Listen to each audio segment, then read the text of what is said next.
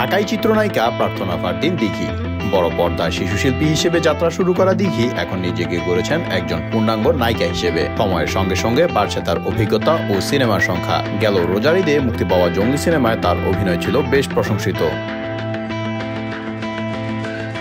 তবে নতুন কোনো সিনেমা নিয়ে সাম্প্রতিক সময়ে খুব একটা আলোচনায় না থাকলেও দিঘি রয়েছেন পুরোপুরি লাইমলাইটে। সোশ্যাল মিডিয়াতে তার অনুসারীর সংখ্যা প্রচুর।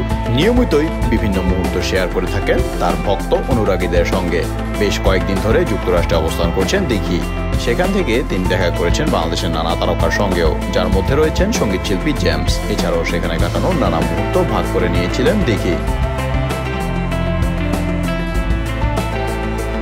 বৃহস্পতিবার সামাজিক মাধ্যমে এক গুচ্ছ ছবি প্রকাশ করেছেন দিঘি। ছবিতে তাকে দেখা গেছে এক আধুনিক দৃষ্টিনন্দন স্থাপত্যের ছায়ায় হেঁটে বেড়াতে। এদিন লাল সাদা ফ্লোরাল প্রিন্টের মেসি ড্রেসে তার উপস্থিতি ছিল নজরকাড়া। কখনো এক হাতে সানগ্লাস সামলে হাসছেন, আবার কখনো ক্যামেরার দিকে তাকিয়ে পোজ দিচ্ছেন নানা ভঙ্গিতে, যা দিঘিকে মোহনীয় করে তুলেছে।